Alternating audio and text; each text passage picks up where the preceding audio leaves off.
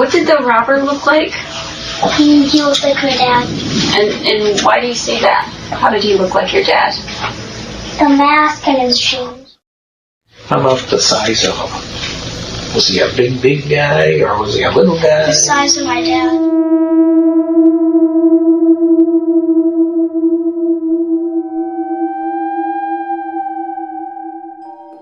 (2015 оны 9-р сарын 29) шөнө дунд 12 цаг 30 минутанд Нью-Йорк мужийн Стюбен дүүргийн яаралтай тусламжийн 911-т дараах дуудлага ирдэг.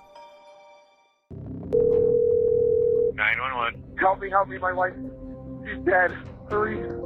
Okay, just stay on the line with me. How long has she been down? I don't know. I just got home. You need to calm down so I can help you. Is she beyond CPR? Yes. Sir, can you tell me why you think she's beyond CPR? Just trust me. Дуудлага өгсөн залууг Томас Клейтон гэдэг бөгөөд найзуудтайгаа покер тоглож байгаад оройтож гэртээ иртэл 35 настай эхнэр Кейлен хэн нэгэнд маш аимшигтайгаар зодуулж нүүр нь танигдахын аргагүй болж нас барсан байлаа. Энэ тэндгүй цус нөж болсон талигаачийн толгойг хан руу савж мөргүүлсэн бололтой цөмөрсөн хан гээд маш аимшигтай дүр зураг дуудлагаар хамгийн ихэнд очисон цагдааг угтсан байна. Гэрийн эзэн Томас энэ бүх гинтийн бас аимшигтай зүйл гэртэн тохиолдсонд итгэж ядсаар хөрш залуугаасаа тусламж гуйж 7 настай охин болон 3 настай хүүгээ хөршиндөө оруулаад 911 рүү залгасан нь энэ байжээ. Катон хэмээхийн жижигхэн хотод урд өмнө нь ийм аимшигтай балмад хэрэг гарч байгаагүй юм.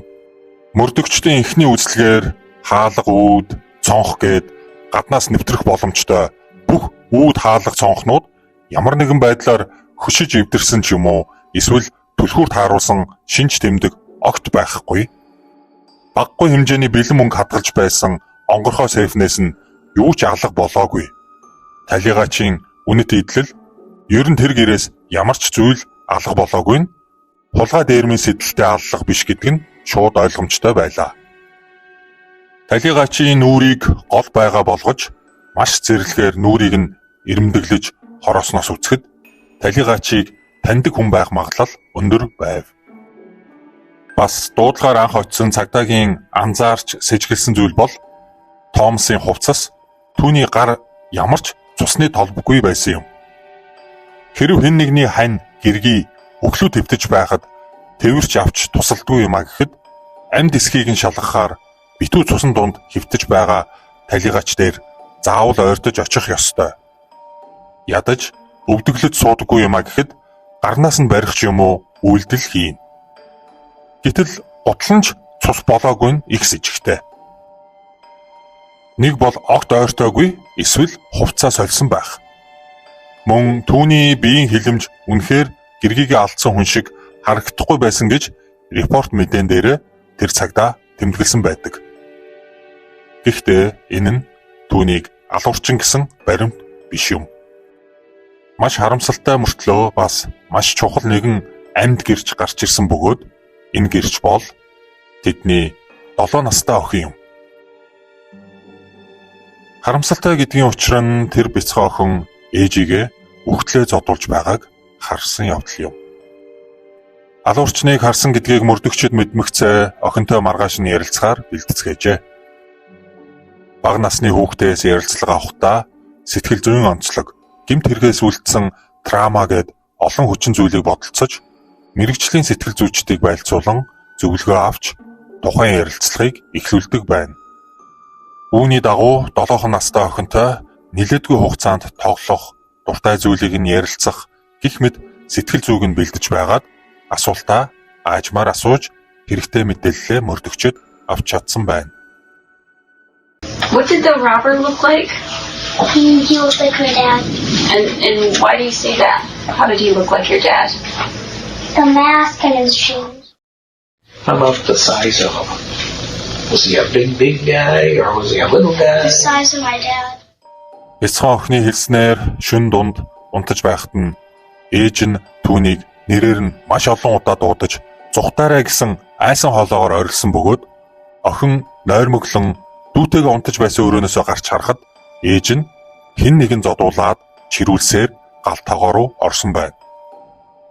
Охин яг юу болоод байгааг ойлгохгүй араас нь очихдоо алуурчин харсан бөгөөд нүүрэндээ масктай хүн ээжийг нь хатуу зүйлээр нүүр нүдгүй зодож байгааг харсан охин айсандаа бас дүүгээ хамгаалахаар буцан унтлахын өрөө рүүгээ гүйж очиод хаалгаа хаан дүүтэйгээ хөнжлөн өмрөөд хөдөлгөөнгүй хэвтцгээжээ. Тэр жоохон охин ээжийнхээ үгэнд орж зүхтаалгүй дүүгээ хамгаалахаар буцаж очиод дүүтэйгээ айж дагжин чичрэн аав ирээсэ тусламж хурдан ирээсэ гэж залбирэн гуйж байсан мөч тэдэнд ямар аимшигтай байсан бол гэдгийг төсөөлөхөд үнэхээр өр өвдмөр. Тэр утсныг мэдэхгүй ч хэсэг хугацааны дараа ээж нь орилгоо болоход охин нас барсан ээж дээр очиж хөлийг нь тэрвэрэн хэвцэн гэдгээ ярьжээ.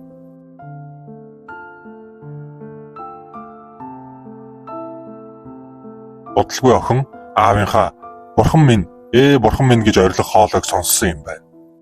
Ингээд аав нь хоёр хүүхдээ хөршинх рүүгээ оруулжээ. Үүнээс гадна охин нэг чухал зүйл хэлдэг. Миний ээжийг зодож байсан масктай хүн аав маань юм шиг санагдсан. гэж хэлсэн нь мөрдөгчдийн анхаарлыг татаж яагаад чи аавыгаа гэж бодсон юм бэ гэсэн асуултанд охин хариулахдаа түүний өмссөн өмд гутал зүүсэн маск нь аавынх байсан. Тэр маскыг аав өмнө нь зүүж байсан. Бас нүд нь аавынх байсан. Түүний биеийн хэмжээч яг аавынхтай адилхан байсан гэжээ. Мэдээж 7 настай нойрмог айж цочирцсон охины үгэнд шууд итгэхэд хэцүү ч алуурчны биеийн байдал хөдөлгөөнгээд аавыг нь санагдуулах зүйл алуурчинд байсан бололтой. Үүнийхээ дараа охин ээжигээ одоо хаана байгааг биеийн зүгээр эсгийг асуусан тул мөрдөгчд ээжийг нь хаана байгааг бид мэдэхгүй байна. Бид ч бас ээжийг нь хайж байгаа. Яг юу болоод байгааг олж мэдхээрээ чамд хэлнэ гэж охиныг цочролд оруулахгүй тулд мөрдөгчд албаар худал хариулжээ. Охин ээжигээ ахин хизээж харахгүй.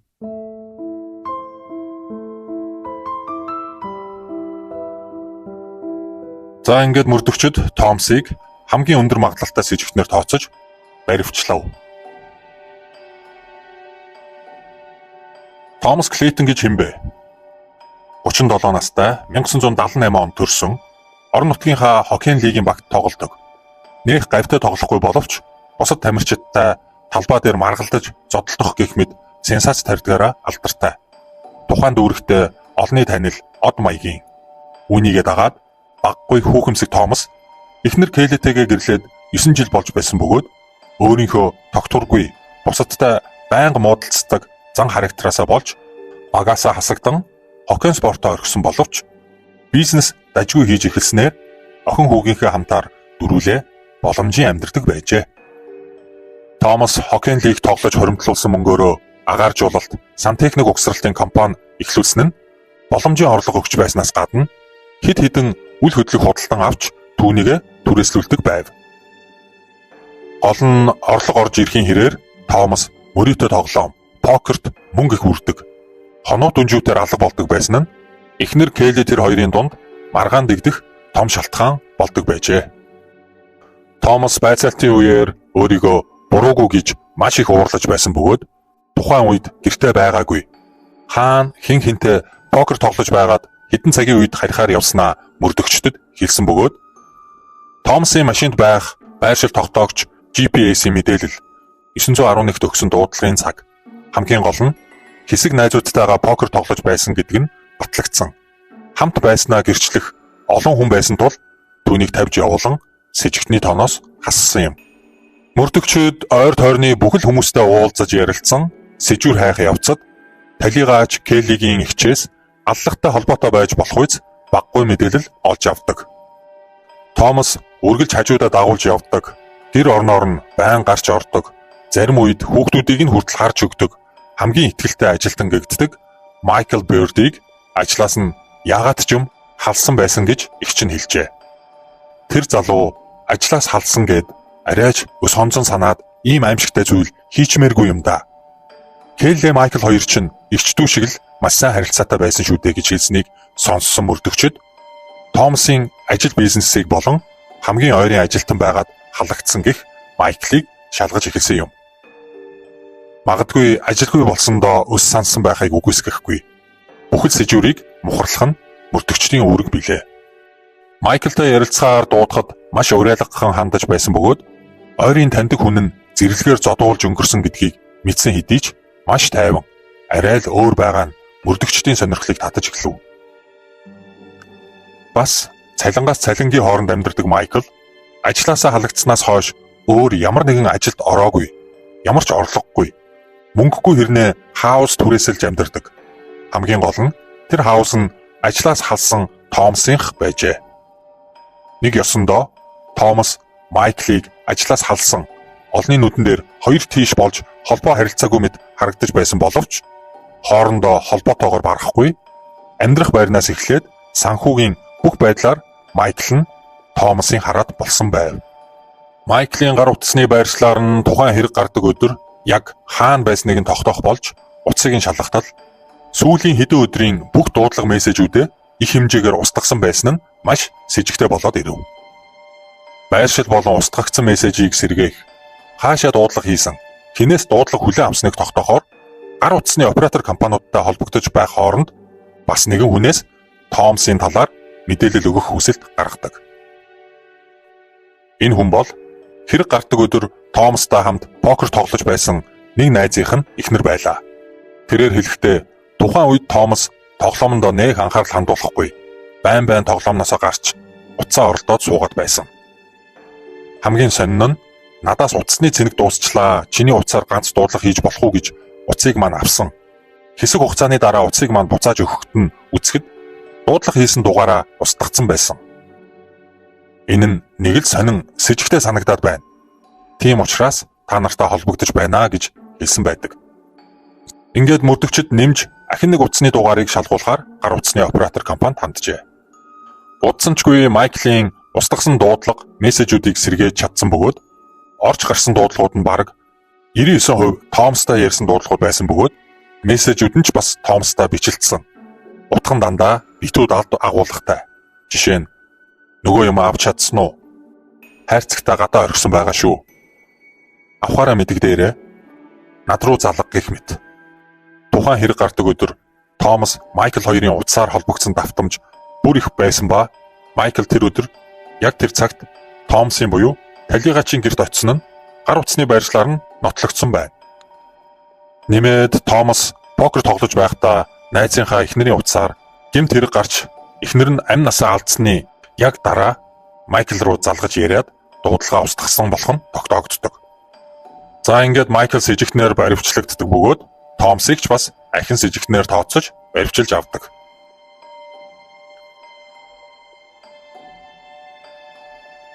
Майклийг цагдаа нар баривчлахыг хараад асуудал бишсэнийг ойлгосон бололтой түүний найз бүсгүй нь мөрдөгчдтэй уулзаж Томас Майкл хоёр нэг гэрээ хийсэн байх ёстой.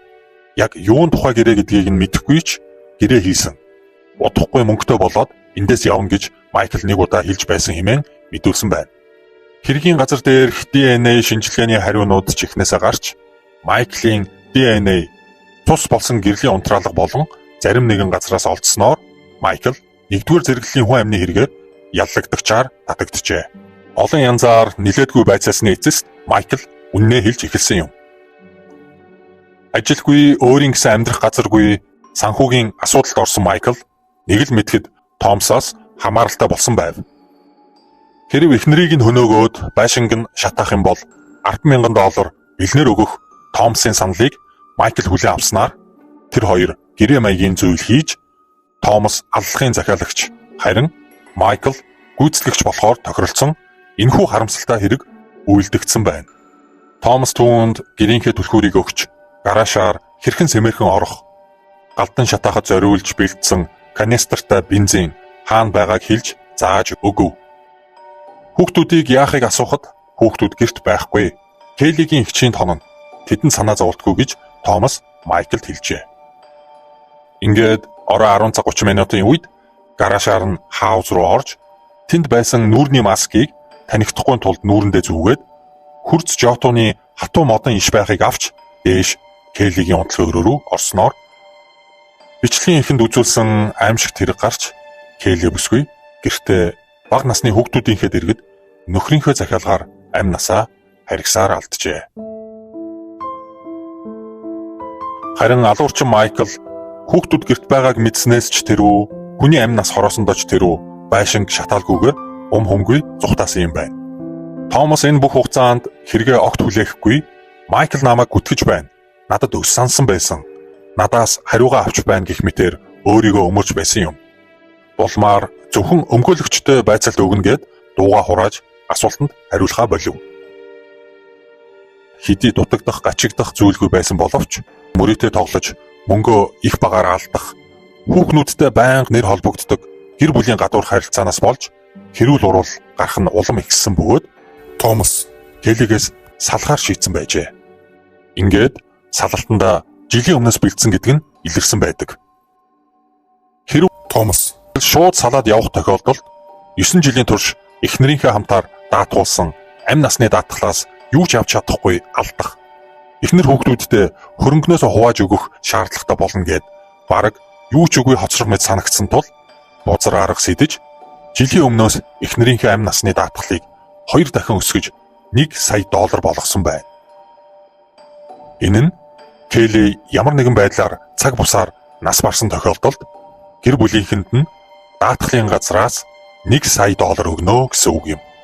Үүнээс гадна бас нэг заваан зүйлс эзэн нь өөрт нь үнэнчээр ажиллаж байсан Майклыг элдв шалтак хайж ажилласаа халаад угийн санхүүгийн тогтворгүй байсан Майклыг өөрийнхөө түрээсэлдэг байшиндаа амьдруулан хаяа нэг жижиг сажиг ажил өгч бага саг мөнгөөр тэтгсээр өөрөөсөө хамааралтай болгож чадсан ба хизээ нэгэн цагт ашиглахад бэлдэж байгаад Майклыг ямар ч зүйлийг зөвшөөрөхөөс өөр гарцгүй болгосноо мэдмэгцээ мөнгө санал болгож эхнэрээ хороолгох, байшингаа шатаалгаж мөрөө баллах захиалга өгч тохиролцсон нь тэр байжээ.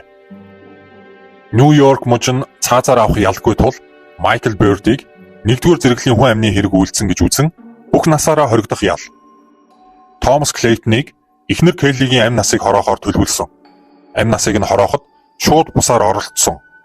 Захиалга өгч эхнэрийнхээ амь насыг санаатаагаар хороосон.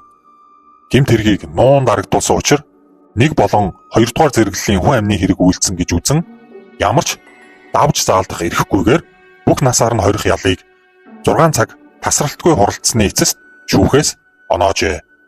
Өнчирч хоцорсон хөөрхий 7 настай охин, 3 настай хүүг талигачин ихч өргөж авсан юм байна. Бүх насаараа хоригдох ялаа эдэлж эхэлснээс хойш 8 жилийн дараа 2023 онд Майкл нэгэн телевизэд өгсөн ярилцлагада Томсыг даатгалаас мөнгө авахт нь туслаад би зөвхөн байшин шатаах даалгавартай л очсон. Байшинд хинч байх ёсгүй байтал Келли цусандаа хутгалтчихсан гал тогооны шалан дээр хөдөлгөөнгүй хэвтэж байсан. Хэн нэгэн намайг ирэхээс өмнө Келлиг аль хэдийн хөнөөч гсэн байсан. Би айж шоконд ороод бушуухан зүгтсэн. Талигач Келлигийн хумс өмсөж байсан хувцснаас миний ДНА илрээгүй талаар миний хавцас тэрэгт байгаа. Хэрв би Келлиг зодож хороосон бол түүний хувцас нь бас зодохыг болиулах гэж тэмцэлдэх зэргээр Келлигийн хумсанд миний ДНА үлдэх ёстой гэж ярьсан нь энэ хэргийг улам эдрээтэй болгож байх шиг байна. Магадгүй Майкл давж заалдан ялаас мултрах эсвэл ялаа багасгах арга эрэлхийлж байж ч болох юм. Гэхдээ үүнээс гадна цорын ганц гэрч болох 7 настай охин ээжийг зодож байсан хүн бол аав байсан гэж итгэлтэй хэлж байсныг бодоод үзэхээр үнэхээр Томас эхнэрээ охиныхоо нүдэн дээр хороосон уу? Ааваас нь хамаагүй биерхүү бас афро хар бараан арьстай Майклыг аав байсан гэж охин андуурах уу? Аавыгаа өмд, гутал, маск нүдээр нь таньсан гэх охин хит цочролд орсноосоо болж тэгж хэлсэн үү? Гэд олон асуултууд хариултгүй үлдэж байна. Үзэгч та энэ талаар юу гэж бодож байгаагаа комент хэсэгт хуваалцаарай.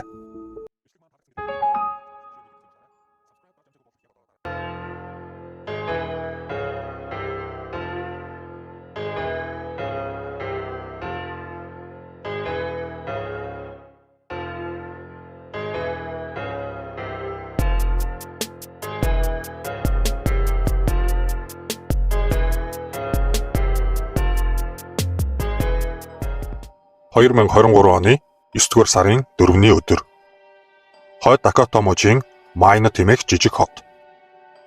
51 настай Стив Райли 13 жил үерхэж байгаа хамтран амьдрагч найз охин 48 настай Инатаага бас хөрш амьдардаг хоёр найзуудтайгаа хотынхоо онгоцны буудлын дээр Ирландаас ирж байгаа нэгэн хуульчийг тосгоор хүрэлцэн ирээд байлаа. Онгоцны буудлын дээр ирсэн даруй Стивийн дотор эвгүүрхэж, бөөлжиж, шингэн алдаж эхлэн удалгүй хөл дээрээч тогтож чадахгүй болдог.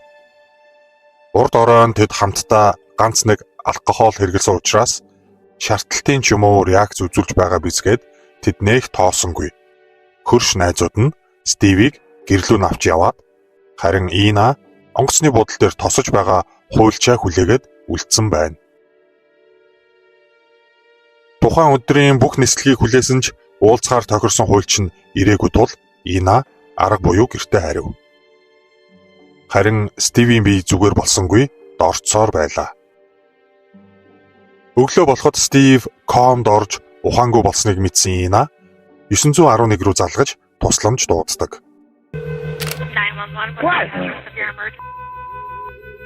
My husband's really sick. He got heat stroke yesterday, and now he's not waking up. And come on, wake up! He won't talk to me anymore. He won't look at me. He won't open his eyes. Okay, I've got help on the way. Just keep an eye on his breathing, and if anything changes with his breathing, tell me immediately. За ингээд дуудлагын дагуу цагдаа нар болон түргэн тусламж очсон байна. Not responding. He's on the crack of the bed right there. She tried to sit him up and he fell off the bed. Маш замбраагүй битүү тамхины утаад хордог болсон бохир өрөөнүүд дотор явсаар ухаангүй байгаа Стивийг түргэн тусламжийнхан авч явлаа. Эмнэлэгт бүх шаардлагатай арга хэмжээг авсан хэдий ч харамсалтай нь Стив хэтэрхий ороцсон байв. Тэрээр ухаан орохгүй байсаар нас баржээ. Энэ гонигтай мэдээг хамтран амьдрагч Инад дуулгахын хажуугаар Стивийн үхлийн шалтгааныг олж тогтоохоор цагдаагийнхан тэдний дахин очицгов. Учир нь эмнэлгийн дүгнэлтээр Стив ямар нэгэн алкогол хэрэглэснээс эсвэл халуунд нарссан ч юм уу өөр бусад шалтгаанаас болж нас бараагүй, харин химийн бодис ууснаас болж нас барсан хариуг эмнэлгээс өгсөн тул ийхүү цагдаа нар Ина дээр ирээд байгаа нь энэ юм.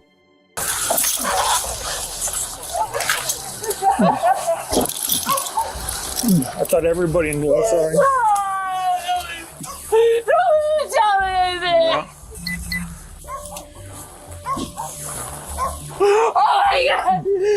I guess the son is on his way here. Okay. Apparently the son is on the way here. So. His son better put them on. Do you know the son? You know the son? Yeah? You what? I haven't seen him since he was 5. Oh, wow, okay. Стивийг нас барсан мэдээг сонсоод Ина ашихээр гашуудаж байгаагаа харуулах мэт гинэт ихэр татан уйлснаа зүгээр болж байгааг та бичлэгээс харж байна. Яг энэ үеэр өчигдөр онгоцны буудлын руу хамт явсан тэдний хөрш болох Билл гадаана байсан бөгөөд уг мэдээг сонсоод цагдаа нартаа уулзсан Стивийн үхэлд Инаг буруутай, Ина түүнийг хордуулсан байх гэж сэжиглэж байгаагаа шууд хэлдэг. Урд өдөр нь бид хамтдаа гараажт нь машиныг нь янзалсан. Стив зүг зүгээр байсан. Оройн ганц нэг шил пи уулаа ууснаас өөр юм уугаагүй. Харин өчигдөр өглөө онгоцны буудлын руу явах үеэс эхлээд Стив нэг л сонин сулдаа болж эхэлсэн. Энэ бүхэнд Ина холбоотой. Энэ бүхэн Стивийн 37 сая Америк долларын өв залхамжлалтай холбоотой гэж маш ноцтой мэдээллийг Билл цагдаа нарт өгсөн байна. Because we think she poisoned him. I'm almost sure she poisoned him. So what's your plan right now? We're making sure nothing goes. I found out a little while ago that he died. He's dead. Yeah. Бүхэл бүтэн 37 сая долларын өв залгамжлал хаанаас гараад ирвэ? Ийм их мөнгөтэй болж байгаа нөхрөө за яг албан ёсоор батлуулаагүйч хамтран амьдрагч найз залууга хороох ямар шалтгаан Инад байваа гэдэг асуулт гарч ирэх нь ойлгомжтой. Стив бол Америк нэгдсэн улсад Ирланд улсаас багада ирж суурьшсан түүхтэй бөгөөд хэдэн сарын өмнө Ирландд амьдардаг авга ах нь бурхан болсон тухай имэйлийг түүний хуульчаас хүлээж авсан юм. Хамгийн гол нь авга ах нь түүнд өөрийн бүх эд хөрөнгө болох том mansion house, үл хөдлөхүүд, эртний үнэт эдлүүд, хадгаламж гээд нийт 37 сая долларыг түүнд өвлүүлэн үлдээхээр гэрээсэлсэн байна. Үүний дагуу талигаач авга ахынх нь хуульч тэдэнтэй уулзгаар тохиролцсон бүх бичиг баримт дээр гарын үсэг зурулахаар Ирландаас ирэх байсан бөгөөд Стив Ина хоёр хөршүүдийнхээ хамтаар онгоцны буудал явсан шалтгаан нь энэ байжээ. Гэхдээ хуульч ирээгүй ба саятан болохоос хэдхэн цагийн өмнө Стивийн бие муудаж улмаар нас барсан билээ. Хөршүүд болон Стивийн тусдаа амьдардаг хүүгээс мэдүүлэг авсан бөгөөд бүгд Инагийн талаар тааламжгүй сэтгэгдэлтэй байдгаа хэлцгээж байв.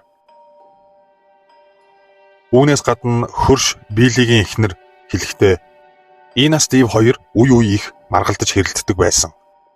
Нэг удаа тэгж хэрэлдснийхээ дараа Ина надаа их л уурлаж шаардлагасан байдалтайгаар Стивийн уух юмд антифриз хийж уулгаад хатан гэрлүүн явуулсан ч яадаг юм гэж хэлж байсан хэмээн ноцтой зүйл мэдээлдэг. Учир нь эмнэлгийн дүгнэлтээр Стивийн биенээс ethylene glycol гэдэг бодис ихээр илэрсэн. Энэ бодис нь ахуйн хэрэглээнд түгээмэл байдаг, автомашинд хит халах, хөрхөөс сэргийлж ашигладаг антифриз гэдэг химийн бүтээгдэхүүний гол орцсон юм. Нэг ёсондоо антифризийг хаанаас л бол хаанаас олж авах боломжтой. Гол нь чихэрлэг амттай ямар нэгэн хурц эвгүй үнэр байдаггүй учраас хүүхдээс заавал хол байлгадаг. Хүүхдээс гадна энд тэнд тусаж гойцсон антифризийг нохой муур долоож хордож өгөх аюултай шүү гэсэн анхааруулгууд хүртэл байдаг юм байна. Тэгэхээр их бага хэмжээгээр уусан тохиолдолд насанд хүрсэн хүнч хордож өгөх магадлал маш өндөр гэсэн үг. За ингээд Стивийн үхэл нь хүн амны хэрэг болж хувиран хамгийн гол сэжигтнэр хамтран амьдрагч Ина сэжиглэгдэн баривчлагдаж байцаалтанд оржээ. Please lock up my house. Yeah, we'll lock up the house for you. I'll give you the keys. Yeah, we'll lock your house up for you. Is there anything you need? Yes. Why me? So right. Huh? So you get that after that and all that. So now you get. I've never done anything. I haven't done anything. Right. Not ever. We'll let you smoke a cigarette. Байцаалтын үеэр Ина өөрийнх нь эсрэг таагүй зүйл ярьсан хүн болгоныг угийн худалч, хулгайч, архичин хүмүүс гэж хэлж байснаас гадна түүний биеийн хилэмж нь тогтворгүй, нүд нь харц мөргөлтгөөс үргэлж зайлсхийх, биенийхээ эн тэнд шаардлагагүй маажих, хэмээн гацаж бодож хариулж байлаа. Үүнээс гадна Стивийг тухайн өдөр онгоцны буудал явхаасаа өмнө өглөө эрт босож 5 цагаас эхлээд машина засаж байна гэд гадаа хайрцагаар пив уусан. Бас өөрийнхөө байнга уудаг ice tea буюу чихэртэй хар цайгаа уусан байсан гэж Инагийн хэлснийг мөрдөгчд маш анхааралтай сонссон юм. Учир нь чихэртэй хар цай нь өнгө болон амтны хувьд антифризийг хийж хойлох хамгийн тохиромжтой ундаа бөгөөд хинч үүнийг сэжиглэхгүй ууж хордох боломжтой. Гол нь мөрдөгчд Стивийн чихэртэй хар цайнд антифриз хийж хордуулсан савтай цайны болон антифризийн сав тэднийхээс олсон байсан юм. Ина сүүл рүүгээ асуулт баталгаануудад ороогдож бухимдан би буруугүй гэж орилж хашгиран өмгөөлөгчгүйгээр юм ярихгүй гэснээр байцаалт дуусчээ. I don't know what happened. I wasn't there. I wish I was there. I wish I was with him every second of the day that day. I wish I watched every single, but I'm not his goddamn mom. You asked for a lawyer, Ina, so we're just going to end this now. Okay, I'm not going to talk anymore. All right? You guys are so unbelievable.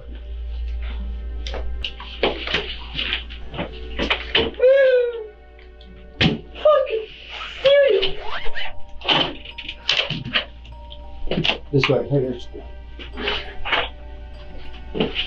Here, I'll walk. 6 сарын дараа Инагийн шүүх хурал болсон бөгөөд 10 гаруй жил хамтран амьдарсан Стивийг шунхайн сэтлэр санаатаагаар хордуулж 1-р зэрэглэлийн аллах үйлцэн тул шүүхээс түүнд 2050 онд давж заалдах эрхтэйгээр бүх насаараа хоригдох ял өгчээ. Ина ихэнх мужуудад ашиглагддаг 10-аас дээш жил хамтран амьдарсан бол албан ёсоор гэрлэлтэд батлуулаагүй ч гэсэн хамтран амьдрагчийнхаа хөрөнгийг нь өвлөж авдаг хуулийн тухай сонссон байсан учраас Стивийг хороохоор шийдэж Ирландаас хуульч ирж бүх бичиг баримт дээр гарын явсаг зурж хөрөнгөө өөрийн нэрээр шилжүүлж авсны дараа хордож өгөх тооцоохийн Стивийн уух дуртай Ice Tea буюу чихэртэй хүйтэн хар цайнд нь антифриз хийсэн нь инхүү Инаг бүх насаараа шорон цуух тасалбар болсон байна. Нэг ёсондоо тэр их мөнгө $37 сая ганцаараа авах гэсэн асар их шунал, атгах санаа гэмт хэргийн сэтэл болжээ. Энэ хэргийн хамгийн харамсалтай нь бас хамгийн инээдтэй ч гэх үү хорчоонтой зүйл нь 37 сая Америк доллартай тэнцэх өв хөрөнгийг үлдээсэн ямар ч хүн байгаагүй. Стивийн авга ах нь ямар ч өв хөрөнгө гэрээслэж үлдээсэн зүйл огт байхгүй бөгөөд энэ бүх зүйл Стивид ирсэн имэйл загтлууд бол бүгд скам буюу интернет залилан байсан байжээ. Авга ахын чинь үлдээсэн $37 сая өв хөрөнгийг зохицуулж өөрлөө чинь шилжүүлэх ажиллагаа явагдаж байна. Бичиг цаасны ажлын тэдэн доллар шилжүүлээч. Баталгаа шуудангийн мөнгө, нотариотын зардал, ийм тийм юмны зардал гэх мэтэр хэдэн сарын турш олон давтамжтайгаар 50, 100, 200, $300 энэ данс руу шилжүүл гэдэг байсан бөгөөд $37 сая болно гэж баярлаж дээр нь хууртагдсан Стив интернет залиланд мөнгө алдаж байгаагаа огт мэдэхгүй яаж ийж байгаад мөнгө олоод шилжүүлчихдэг. Нөгөөдүүл нь эцэстээ Ирландаас очлоо. Нислэгийн билетний мөнгө шилжүүлгээд сүүлчийн мөнгөө залилж авсан ба онгоцны буудлаас тосож аваарай гэсэн сүүлчийн имэйл нь хөөрхий Стивийг Инагийн шунлын шулам руу түлхэж сүүлийн замд нь үдэж өгчээ. Үнэхээр харамсалтай хэрэг. Өнөөдөр хүн болгон скам, интернет залилангийн талаар мэдлэг мэдээлэлтэй байхгүй бол дараагийн хохирогч нь хинч байж магадгүй юм. Бичлэг маань таалагдсан гэдэгт итгэлтэй байна. Тогтмол үздэг дагагчдаа үргэлж баярлаж талархдаг шүү.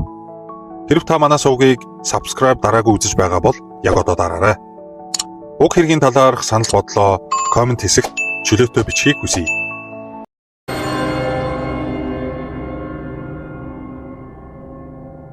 State Police Boston recorded emergency 510. My wife's been shot. I've been shot. Where is this, sir? I have no idea. I'm off. I've been coming from Tremont, Brigham and Women's Hospital. Okay, has your wife been shot as well? Yes. In the head. In the head? Yeah, Tremont Street. Tremont Street? 1989 оны 10 дугаар сарын 23-ны орой. Массачусетс муж Бостон хот. Яаралтай тусламжийн 911 дугаард дээрх дуудлага ирж тусламж хүссэн бичлэгийг та сая сонслоо. Тухайн үед гар утас түгээмэл дэлгэрээгүй байсан хэдий ч зарим төрлийн машин суурин утас шиг утастай байсан бөгөөд уг дуудлагыг Чак хочтой Чарлз Стюарт машиныхаа утсаар хийж байлаа. Тэрээр өөрийнхөө яг хаана байгаа байршлыг хэлж чадахгүй байсан бөгөөд 911-ийн тусламж байршлыг нь тогтоож олж очих гэж баггүй хугацаа алдаж байгаа бодит яриаг та бичлэгийн эхэнд үзсэн билээ.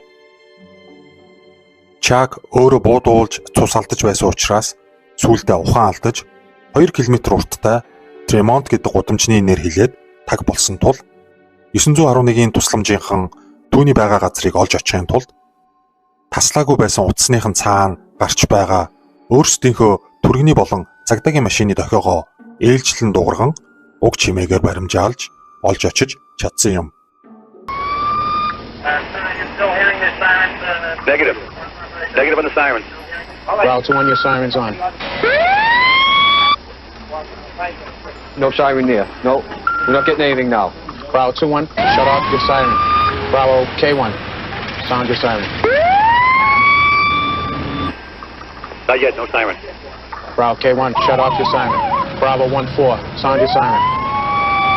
I think it was like the fourth or fifth car that we did hear the siren. You're right there, right on top of them. We hear the siren, loud, real loud, right there. Say no fonts. Ийхүү тусламж дуудснаас хойш 30 гаруй минутын дараа Чакийг эхнэрийнхээ хамт машин дотроо ухаангүй байхад нь олцгоожээ. I got out of the ambulance, grabbed some equipment, made my way over to the driver's side of the car, which was closest to me. My partner Dan went around to the other side to attend to the woman.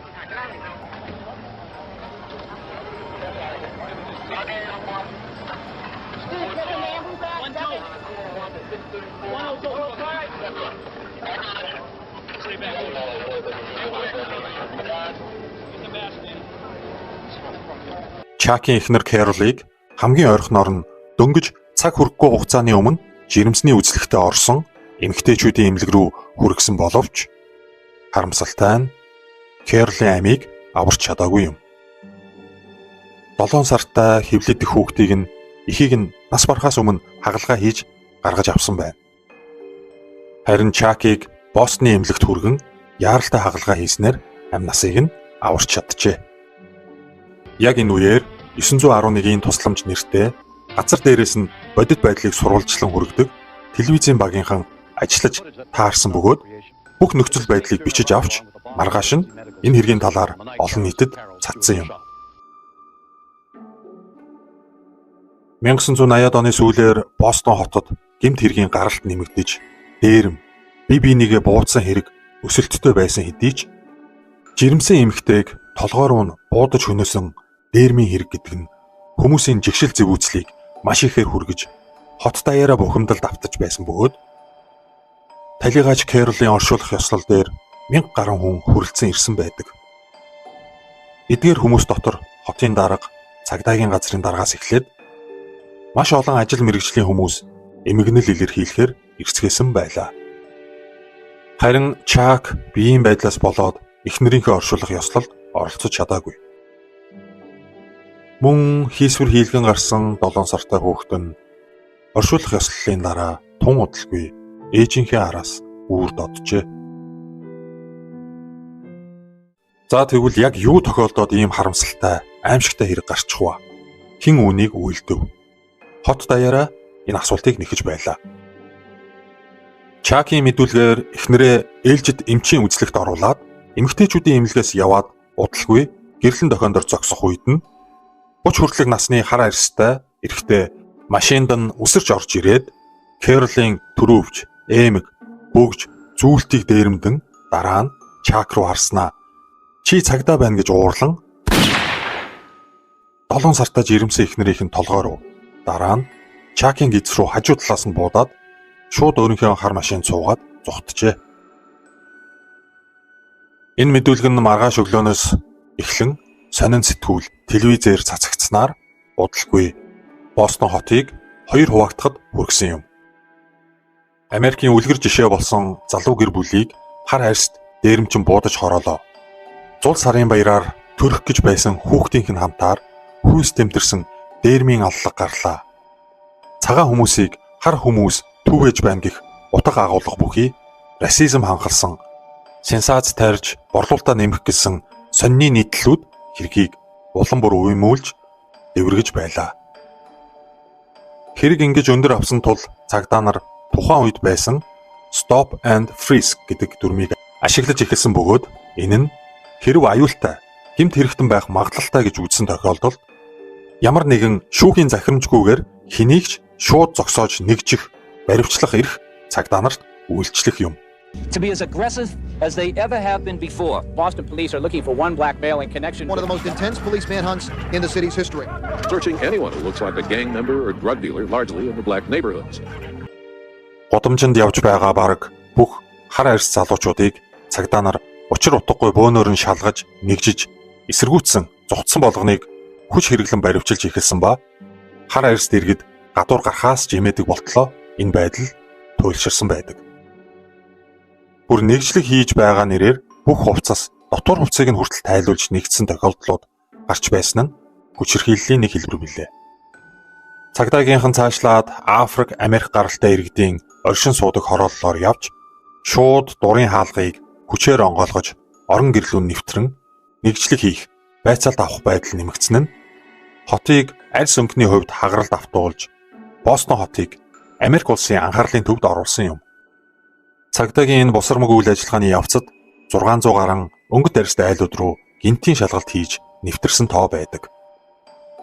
Үүнээс гадна маш олон хотуудад дээрх байдалд игдүүцэж бухимдсан Афро-Америк буюу Америкийн нэгдсэн улсын өнгөт арьсд иргэд эсэргүүцлээ илэрхийлж байлаа. Anger is too mild a word for what these black community leaders expressed today. This time, however, the night riding was not the action of white-robed bigots, but instead the actions of a mayor, Mayor Raymond Flynn, who so quickly jumped to conclusions. Энэ их туйлшрлын дүнд хоёр хар арьс залууг сэжигтнээр тооцож баривчлан чоронд түр хорьсон бөгөөд чоронд байх хугацаанд нь тэр хоёрыг төрөх төгсөн жирэмсэн эмэгтэйг буудаж хороосонд нь жигшин зэвүүцсэн хоригдлууд байнга дарамтлан зодож дэглэх, шоронгийн хамгаалагч ажилчид бас нэмж дарамтлан хоол өгөхгүй байх, шалтгаангүйгээр шийтгэх, хоол руу нулимах гээд олон төрлөөр уур бухимдлаа илэрхийлж байсан байдаг. Гэвч ямар ч баримт олж чадаагүй тул энэ хоёр сэжигтнийг тавьж явуулсан юм. Энэ учир утгагүй баримтчилгаа нийт 4 сар үргэлжилсэн байна. Boston proves that we can take the streets back of our country. Бостон хот Америкийн нэгдсэн улс тэр даяараа Чакийн гэр бүл тохиолдсон аимшигтай хэргийн эзнийг олохыг чаардаж байсан тул Бостны цагдаагийн газраас ахин нэгэн хар арьс дэрийг баривчлан бараг хүчээр ял тулгаж байх үед маш гинтийн санаанд оромгүй зүйл болсноор энэ хэргийн зангилаа тайлагдаж харгас гэмт хэрэгтнийг хинбэ гэдгийг мэдэж авцгаав. Чакийн дүү Матью гинэд цагдаагийн газар очиж санаанд багтамгүй мэдээлэл өгснөөр энэ хэрэг 180 хэм иргсэн гэж хэлж болно. Матью хэлэхдээ ах надад нэг ажил туславал 10,000 Америк доллар өгье гэсэн тул зөвшөөрсөн юм а. Миний хийх ёстой ажил бол аллаг болсон тухайн өдрийн тухайн цагт бэр ихч Кэролийн үзлэгт ордог эмэгтэйчүүдийн эмнэлгээс холгүй газар ахтайгаа уулзаж өгсөн зүйлийг нь авч яваад том гол руу хаях байсан бөгөөд хэлсэн цагт нь очиж ах Чакийнхаа өгсөн ууттай зүйлийг авч яваад голд хайсан гэдгээ хэлжээ. Уг хайсан уутан дотор бэр ихчийнхэн цүнх, эмэг бөгж, зүйлт. Үүнээс гадна Мэтьюгийн огт мэдээгүй нэг зүйл болох гар буу байсан юм.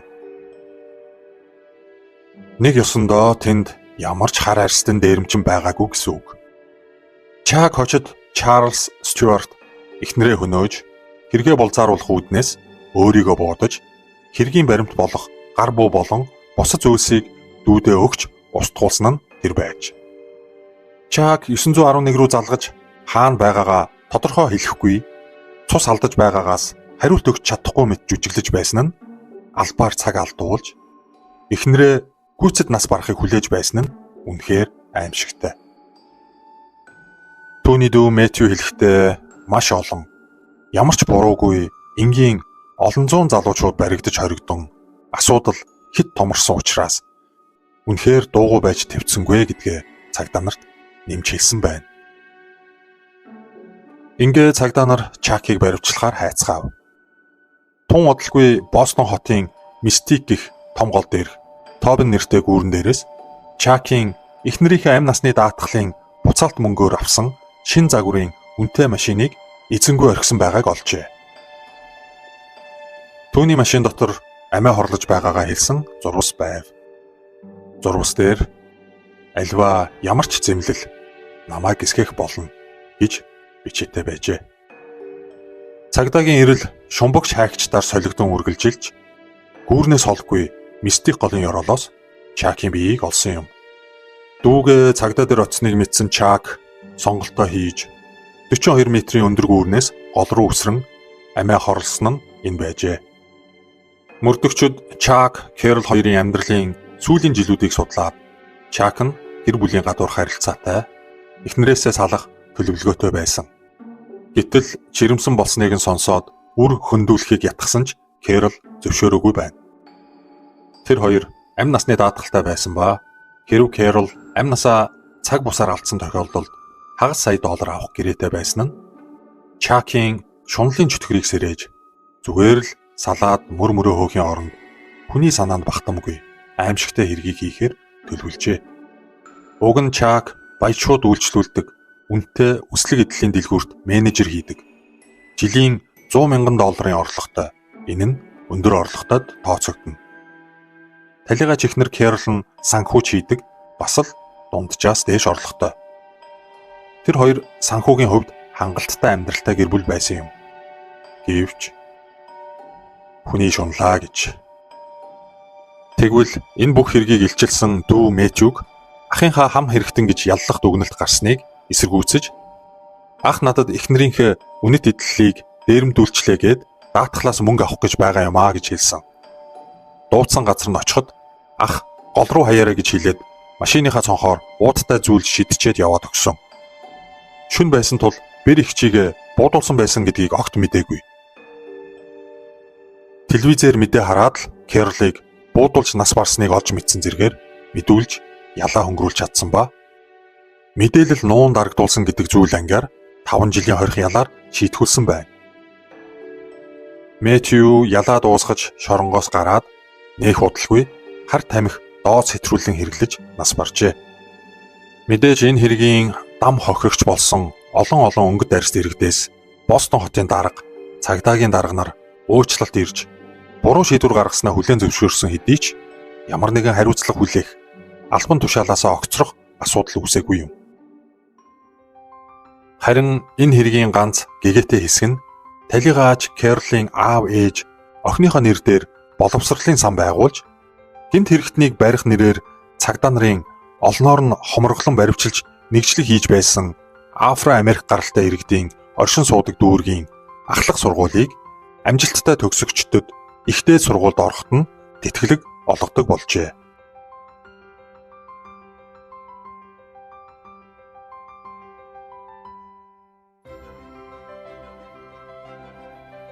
Уг сан нь анх үүсгэн байгуулагдсанаас хойш нийт 220 оюутанд $1.2 сая тэтгэлэг олгоод байгаа юм байна. Кэролийн ээж аав энэ гайхалтай нүдэ олсон үйл хэрэгээрээ олигтойхон ч уучлалт гуйгаад нөхөн төлбөр олгож чадаагүй Бостон хотын захиргаанаас ч илүү ажиллаж охиныхоо нэрийг жил бүр сайн сайхнаар дуусгаж чадаж байгаа нь бахархмаар. Бүхэлдээ энэ хэрэг үнэхээр санаанд багтамгүй аимшигтай. Яаж хүний санаанд жирэмсэн ихнэрээ хорох сэтэл орж ирдэг байна. Зүгээр л салаад явчих болдоггүй. Яасан хэцүү шунал вэ? Хэрв дүү Мэтью нь энэ хэргийг илчлээгүй тас нуугаад өнгөрсөн бол юу болох байсан бол? Чак мо алуурчин амьд минь дээр нь дансанда хагас сая доллартай юу хийж явж байх байсан бол? Та санал бодлоо комент хэсэгт үлдээж бусадтайгаа хуваалцаарай. Энэ хүрээд бичлэг маань өндөрлөж байна. Таалагдсан гэдэгт итгэлтэй байна. Үзсэн бүх үзэгчдийг subscribe товчийг дарсан гэдэгт итгэж байна. Бүгдд нь баярлалаа. Тийм комент үлдээж лайк дарах нь бас нэг төрлийн дэмжлэг болдог шүү. Дараагийн бичлэгээр уулзтлаа. Түр баяртай.